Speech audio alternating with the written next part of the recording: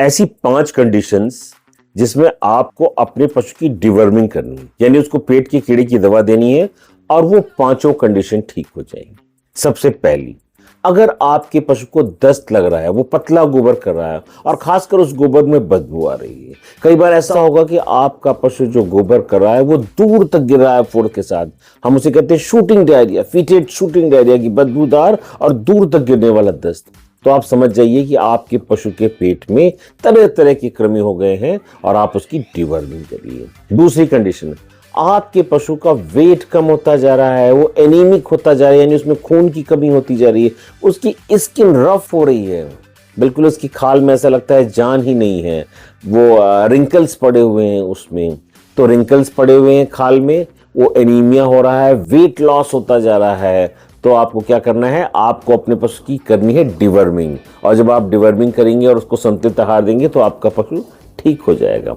तीसरी कंडीशन क्या है? तीसरी कंडीशन कई बार देखने को मिलती है कि पशुओं के जो ये मैंडविल है, जो ये गले के नीचे वाला हिस्सा है, यहाँ पर एक सॉफ्ट सी स्वेलिंग दिखाई देती है। ऐसा लगता है यहाँ स्वेलिंग है और जब आप उसको टच करते हैं तो वो सॉफ्ट होता है, जैसे लगता है पानी भरा है। एडिमेटस स्वेलिंग कह सकते हैं हम उसे।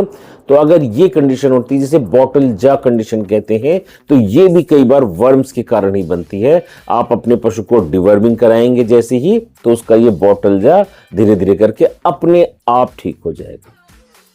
चौथी कंडीशन क्या है कि आपका पशु हीट में नहीं आ रहा, एनिस्ट्रस, वो गर्मी में नहीं आ रहा है और आप सोच रहे हैं कि हमें उसे क्या दवा देनी होगी, इंजेक्शन लगवाने होंगे। अरे भाई, सबसे पहले आप अपने पशु की डिवर्मिंग कराइए और उसको बढ़िया आहार दिए। आप जैसे ही डिवर्मिंग कराएंगे और उसको अच्छा आहार देना शुरू करेंगे, आपका पशु हीट में आ जाएगा। तो ये थी डिवर्मिंग की चौथी कंडीशन कि अगर हीट में आपका पशु नहीं आ रहा है तो उसकी सबसे पहले करें डिवर्मिंग। और पांचवी और आखिरी कंडीशन ये है कि अगर आपका पशु उल्टा सीधा खा रहा है, अखाद्य पदार्थों को खा रहा है, लकड़ी खा रहा है, यूरिन पीने की कोशिश कर रहा है, गोबर को खाने की कोशिश कर रहा है, जो भी ऐसी चीजें खा रहा है, तो उसे कहते हैं पाइका।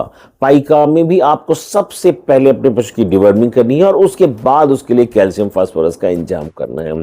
तो ये थी ये 5 कंडीशंस जो अगर आपको अपने पशु में दिखाई देती हैं तो समझ जाइए कि आपके पशु को डिवर्मिंग की तत्काल जरूरत है। इन 5 के अलावा अगर आपका पशु बेवजह खांसता रहता है, तब भी समझ लीजिए शायद डिवर्मिंग की ही जरूरत है उसे। धन्यवाद सर।